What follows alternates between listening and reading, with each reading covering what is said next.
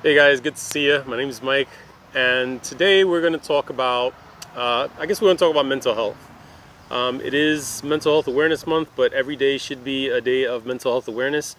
And I like to talk about mental health not just only as mental health. I like to talk about mental health in terms of bio, psychosocial, and spiritual. Okay, so mental health, right? When we talk about mental health, a lot of people talk about mental health in terms of like pathology, depression, bipolar, anxiety, things like this. If I tell you that 90 something percent of all physical ailments start off with some type of stress related something, right? So when we start talking about mental health, one of the things that I like to say is that you can't talk about mental health without really talking about physical health, social health, and spiritual health. So if I were to explain these really quickly, physical health is simply just getting enough rest, having a good diet, and getting enough exercise. So you've heard this before. Exercise in the sense of 30 minutes of active activity. That just depends on you. It doesn't have to be a CrossFit workout. And what we tend to not do, which is probably a whole nother video, is that we tend to not recover well because the average American sleeps about 6.5 hours, and we really do need 8 hours of sleep. But again, we'll talk about sleep and sleep hygiene in another video. So that would be physical health. Mental and emotional health in terms of like resiliency. I like to talk about mental and emotional health. As a matter of fact, all four of these areas in terms of like flexibility. So if you think about physically being flexible, people that are physically more flexible tend to be more resilient. They don't hurt themselves as much. They don't have as many back problems. They don't have as many problems with aches and pains because they are flexible. Well, if you think about emotional and mental flexibility, how well do you recover from a an emotional incident? So like if you get angry at someone or something, does it take you half a day to recover? Does it take you a week to recover? When's the last time you spoke to that family member? I mean, I have stories of people that haven't spoken to their family members in years because of something that happened. So emotional flexibility, your ability to be able to recover back to peace or calm is one way that we can kind of gauge that.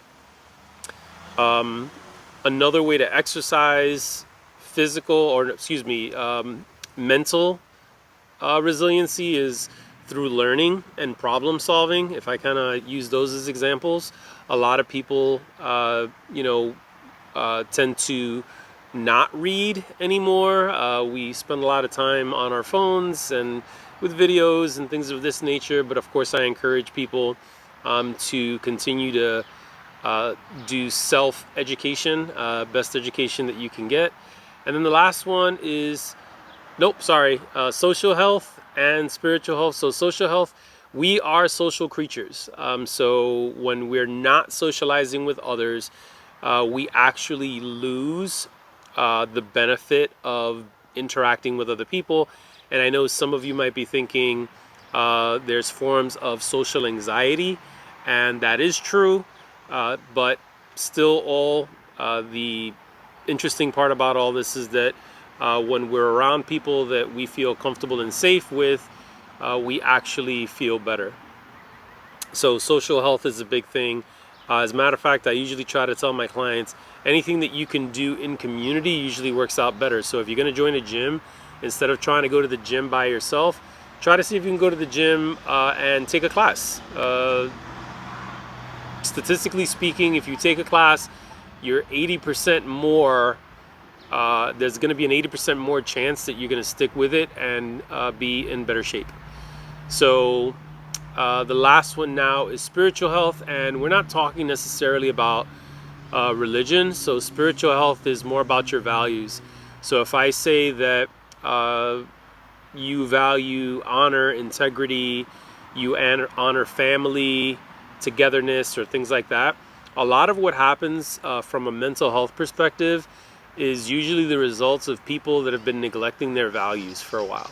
So when we start thinking about, I honor family, but then I'm working like, double overtime, and we haven't had an opportunity to come together as a family, that'll start wearing on your emotional side after a while.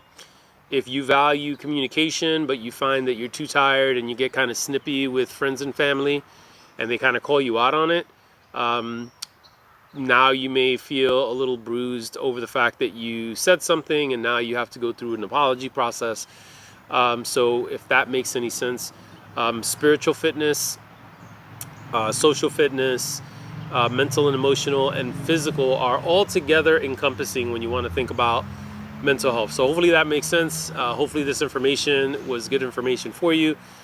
Please share, like, and subscribe. Leave any comments in the section below if there's anything that you want me to cover. I am more than happy to do that, and I will catch you on the next one.